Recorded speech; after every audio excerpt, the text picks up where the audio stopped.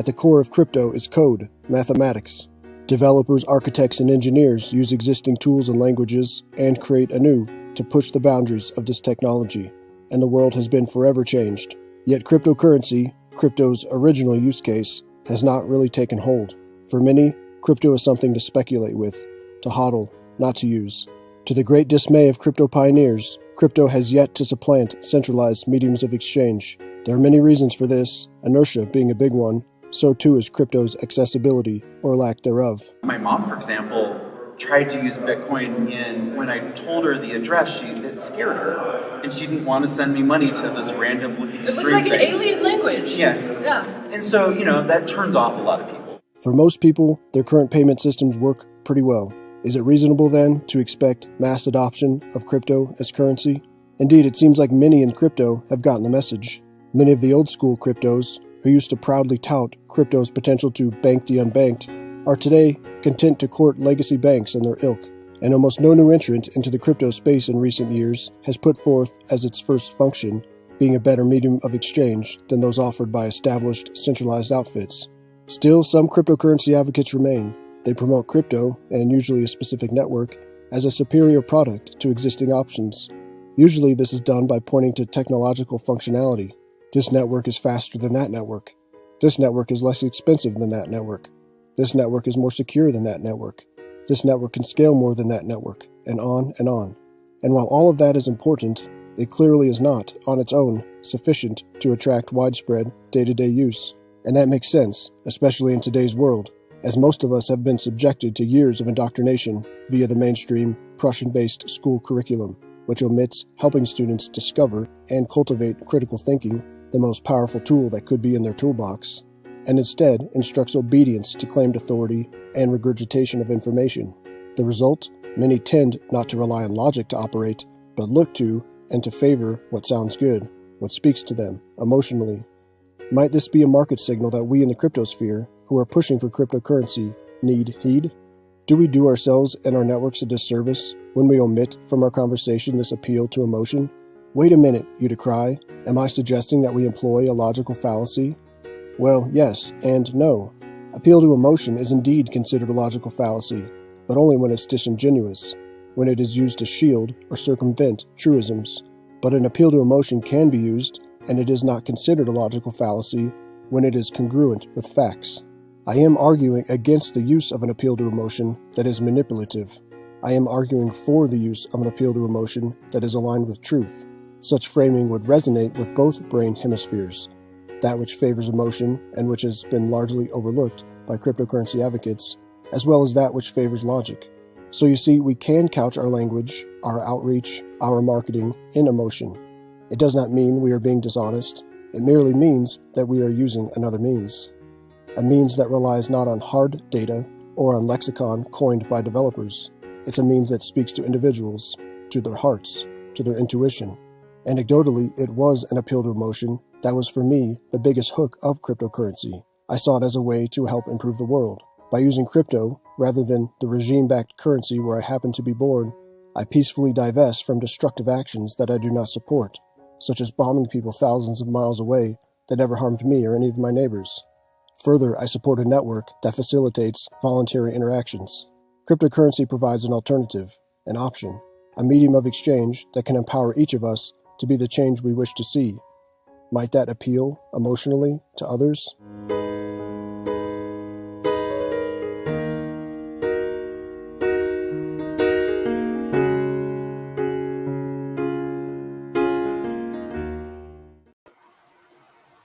That was a most righteous newsreel.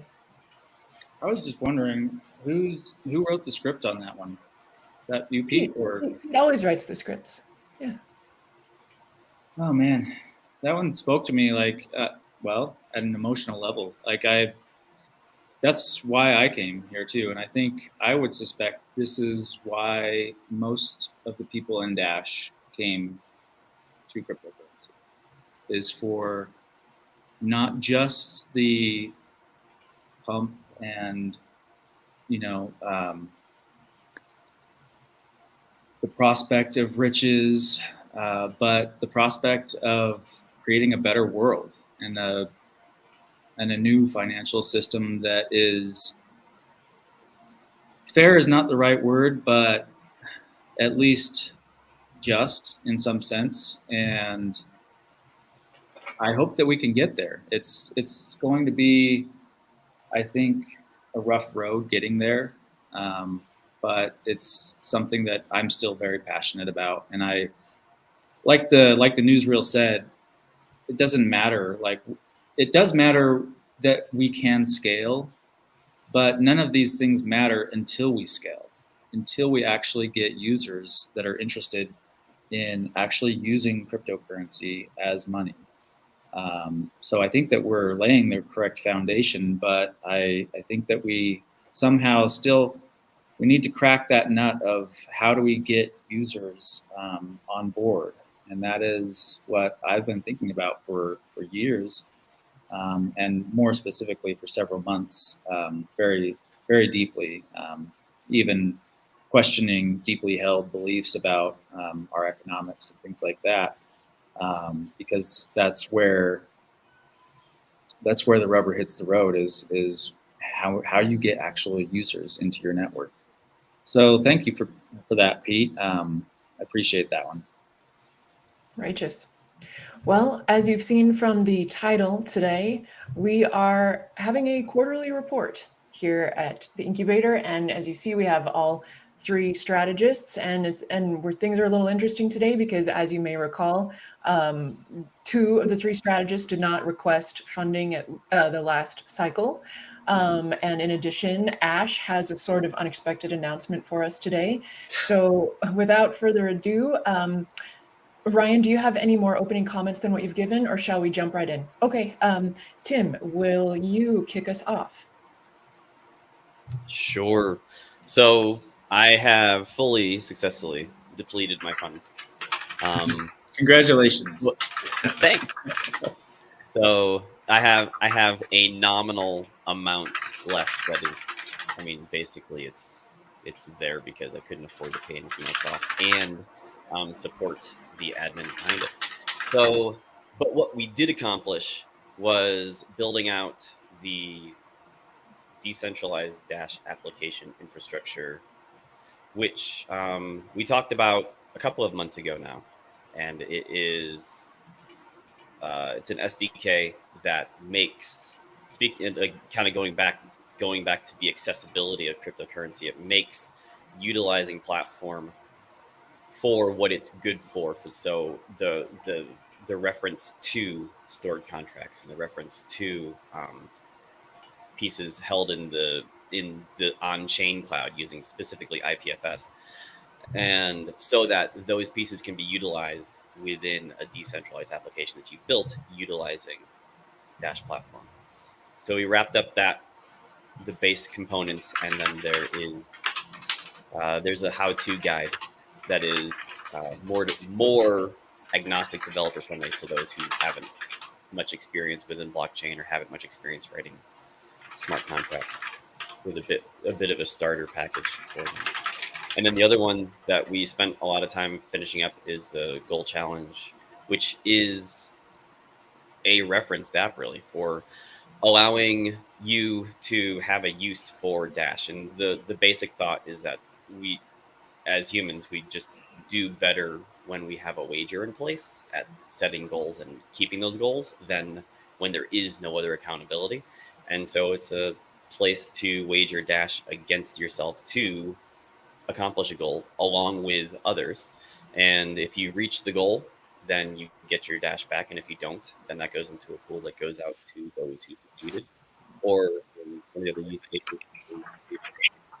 So what you wager and lose then can go to an organization of your choosing, as long as you set that up. Okay. I have, Tim, do you want me to share the list of projects that you funded this quarter visually, or are you? If you have it pulled up, that's fine. Yeah, there were some. Are you seeing it now? Mm-hmm. We can see it. Okay. So if you want to just, if you wanted to cover any of this that you didn't cover before, that's like the Dash made assistance. was kind of your, I'm not sure who's typing, but that's maybe you can mute yourself. That's the loudest typing I have ever heard. It's a mechanical keyboard, sounds like. Can you guys hear me right now? Yes. Yes. Okay. Okay, so it's not actually using my proper mic, it's using my webcam mic, so I just need to fix that, and that's why things were not working. I apologize to you guys and the audience. Let me fix this. No, it's okay. Apparently you're being productive. Okay, now I should be good. Okay, so yeah, the Dashmate assistance was the most highly rewarded bounty on your side, and that was. Could you zoom in a bit if you can, Ryan? Mikhail, yeah. Let's see.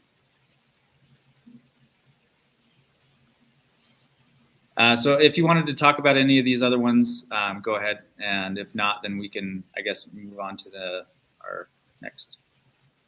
Okay. There's not much to say. Most of those, most of the funding for those were already approved claims before or were already made claims before the quarter roll. Gotcha. Or were claims that were already in process. So there was a number of QAs that were waiting final completion. Yeah, so this was at the very beginning of the quarter then, and even last quarter, but not yet paid out last quarter. Yep.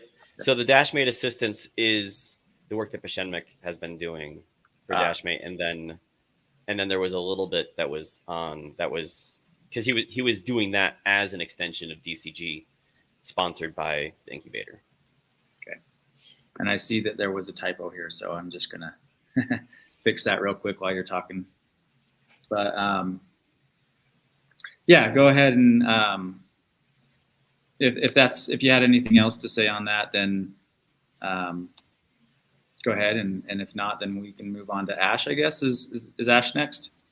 Since yes, he is. The cliffhanger of some announcement, but then moved over to Tim. Okay, so. All right, let's hear from Ash. Okay. Yeah, Ryan can move that spreadsheet again and can just show everyone that. So I feel like I'm in sort of Groundhog Day. I'm saying the same stuff as I said last quarter. Really much of a likeness, focused really on supporting Maya through to its sort of completion. We've got Dash is live. We've got the bonding. You can now bond Dash towards liquidity nodes. You can deposit Dash liquidity. You can trade Dash. So that is largely complete. The last thing for that to sort of close off is any extra maintenance, but really we're winding down on anything there, and the Maya team will be handling that going forwards, really. And the Genesis node, which was as part of to launch the network, there were a few whitelisted service providers, including Dash, and we were the hosts for that, having built the integration. That Genesis node, now there are other nodes coming in to handle the whole quorum and feature set. The Genesis node will be spinning out. We're going to manually spin it out this month. It was, they were going to automatically spin out at a certain tier, but we're just going to manually close this out this month. So that's Maya, I would largely say, is complete after maybe 2.5 years, 3 years of Thorchain, Maya, everything like that. So that's good. We're on a decentralized exchange. Life's good. There's great things happening there. They've got streaming swaps, so really low fee, lower fee than Binance or large centralized exchanges. There's going to be sufficient liquidity. They're going to connect to the sort of Thorchain sort of whole ecosystem, so you'll be able to go to end across that whole decentralized exchange Tendermint based sort of platform. So yeah, just really good. Dash is now more accessible, less censorable. It's just a good place to be, and I'm really glad to sort of close off that project. It has been expensive. There's been a lot of funds gone into that, but I think it's a worthwhile expense. And waxing philosophical, I'm completely with what Ryan said at the start there. The whole reason we got into this and why the incubator exists, whether it was initially to create sort of platform apps and now more to become a Dash sort of development powerhouse across all these different areas, I can see pieces falling into place. The decentralized application deployment system that Tim's been working on, the ability for developers to deploy their app without having to host it. They can deploy it to a IPFS, and that's again, something where it's pinned and uncensorable, and it just makes this whole system more accessible. yeah, and I'm just completely there with you. Like we've all been here for so long now, and you know the Dash community is one of the sort of oldest and most resilient to a degree, and we've all got different reasons, but there's a lot of a common theme towards sort of longer term human goals and actual real value propositions beyond the sort of just get rich quick side of things. I think we're putting a lot of stuff in place towards that end. So the next thing on my list is, you know, the sort of the Dash Platform Explorer. I'm not sure if that's quite next on the list. It's the Dash Pay extension's the next on the list, which is the actual sort of extension wallet, the MetaMask equivalent for Dash. Development's progressing well against that. We have like a working sort of prototype now. We're kind of not like at ground zero, but we've, you know, managed to get all the previous work functioning again. So everything is sort of at a good stage. There's been this sort of disconnect between how it was built and how Dash platform has moved on. But the way it's built is actually more low level. So we've got all the schemas there for, you know, like the Dash Pay contract system. So all of this means that it's more efficient and faster. And whilst there are still some hang-ups from the SDK, which I know DCG are working on, like that's progressing well, and hopefully we'll have that ready to launch in tandem with platform and empower all these developers alongside a library for them as well. So yeah, that's continuing well. The remainder of my funds will largely go towards that. There is the Platform Explorer next, which is just, everyone's seen that. We've talked about that a lot. You know, it's an insight or a blockchain explorer for Dash platform. So you can view data contracts, DPNS users, everything like that. There's an interesting proposal now, guys. Shenmik has put a proposal in. He's been amazing to work with. Obviously, I've worked with him. Tim's worked with him. He does phenomenal work. He works very hard. And everyone sort of has this sort of contact with him. Yeah. And now he's proposing to become a strategist, which, you know, I'm really glad to see. Like he's, you know, he's a really good developer. He communicates really well. He has good, solid ideas. And as part of that, the likelihood is that he would then bring the Platform Explorer and take that over from me, which I'm, you know, more than happy to see. And I encourage the DAO to support him in this, and whatever weight my word holds, I thoroughly and completely support him in that. So hopefully he'll be with us the next time we do this call. So that was the next one on there. And then after that, you know, things are pretty small. You know, the reference platform extension is the same sort of thing, really, like parts of that platform extension and contributions to that. And the Provably Fair RNG game, what we wanted to do there is we just wanted to update it because it's been a couple of years. You know, there's been sort of quite a few shifts, and we wanted to just have a simple application that we can update as a good reference for RNG, because we get in some questions about how we can use BLS signatures as a source of entropy for random number generation. And that really covers the sort of incubator stuff for the last quarter. My next quarter, like I said, will be the Dash Pay extension, just really focusing down on that. I am limiting my incubator time just in case of efficiency. I don't have a proposal in the cycle. I have enough funds left over to, as long as I'm efficient and frugal with them, I can, you know, see this platform extension through. And the main thing I'm working on is that we're doing a Dash Direct clone, equivalent, I guess, an analog at CTX, which is called CTX Spend. We're almost done with it. We have as much merchant coverage as Dash Direct did, really, across the US. We've got plans to launch in Europe. We've got coverage already for Europe. We've got multiple different providers. We've got fallbacks. We've got the cash flow side sorted. We're largely done on the technical sense. There's just some legal work to do. So we're hoping to launch that in December. So stay tuned. And that will be, you know, the core focus of my next quarter alongside remaining incubator work. CTX Spend That's with greater coverage than Dash Direct. It's something where, you know, Marshall spoke to us and he's been brilliant. He introduced us to all of his sort of contacts and providers and just onboarded us with them. They were really receptive. You know, he didn't want to necessarily lead the space, but it was the logical step for his business. So he was keen to support Dash having this feature set long term. So we've been working with, you know, Dash Core Group and with our providers that he introduced us to, and with the technology to basically relaunch the same service to fill that sort of hole. Obviously, you know, we've got coin cards, we have, you know, bit refill and things, but this is just another good option, and this is more based on that sort of in-store sort of flow. So yeah, we're hoping to launch that December. Really good merchant coverage already sorted. Like, this is largely complete. Maybe slightly premature announcing it. I don't like to announce the announcement. We've had history of that before, but it is something where it's very soon. Like, and I'm looking forward to releasing that.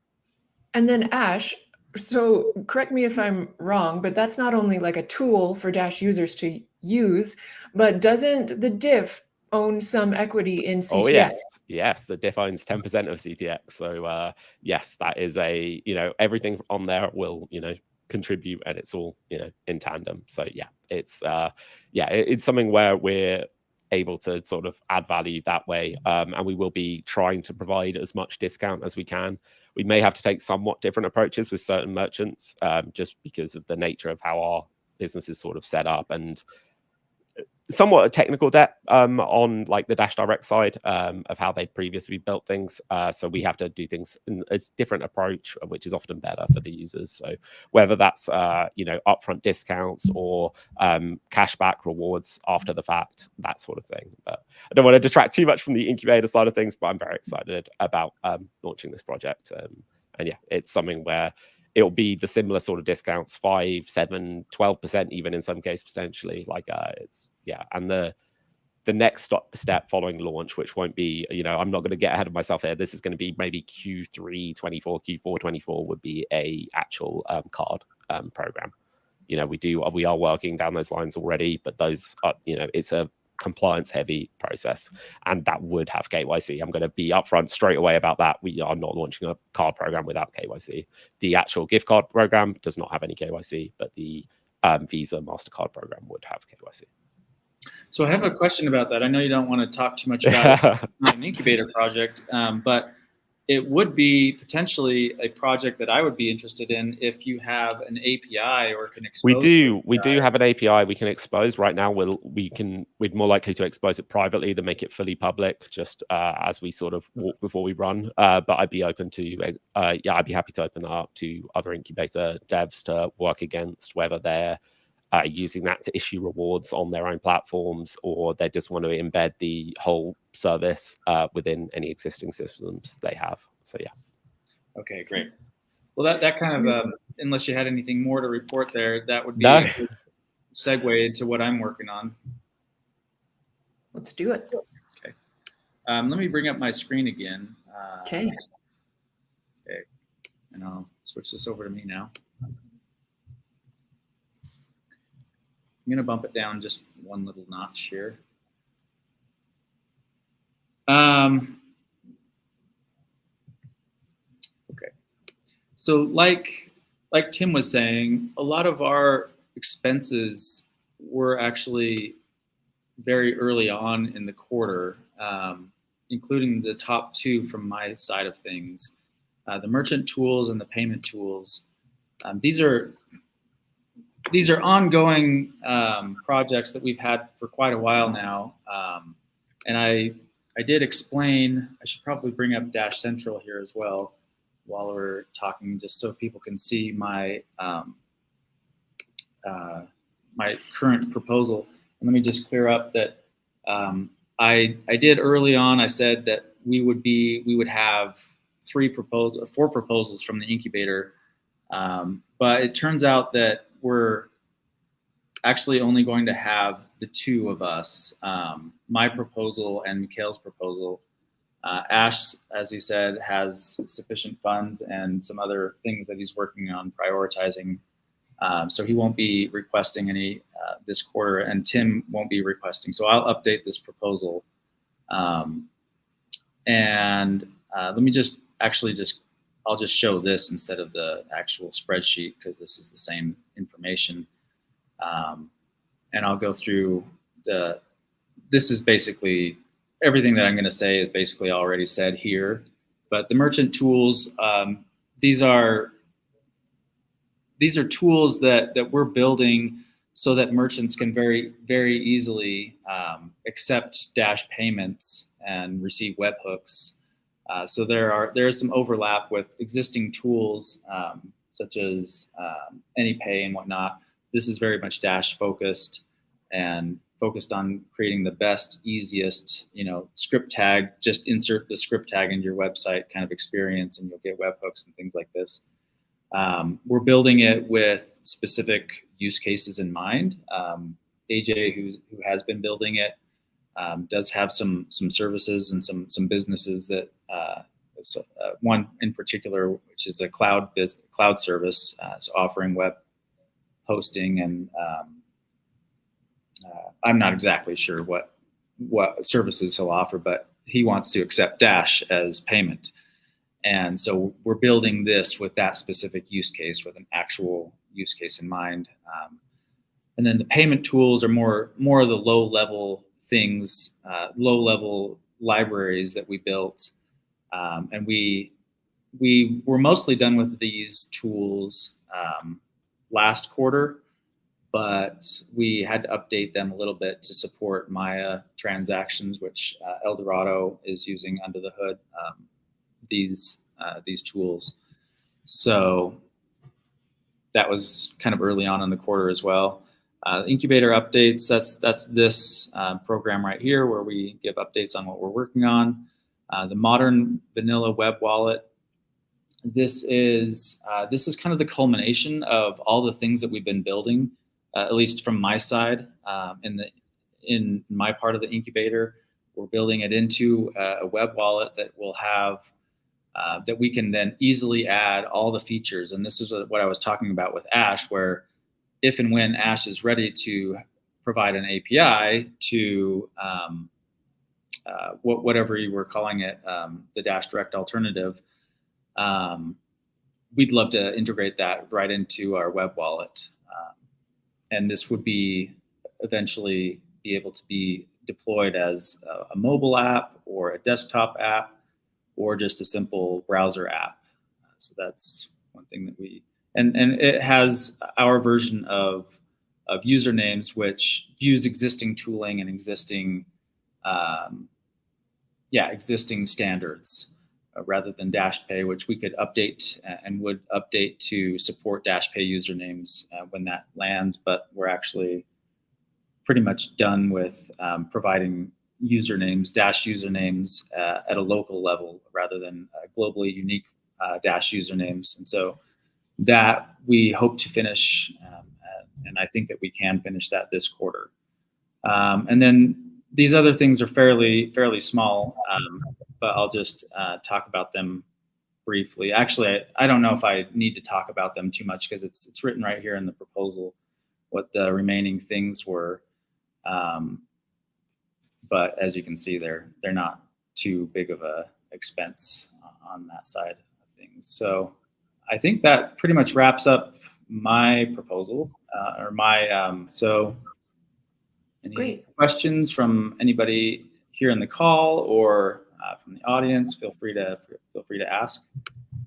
Okay. Well, while we're potentially waiting for such a comment or question to come in or not, I just wanted to make a little comment of my own, which relates to the tone with which we started out today's show.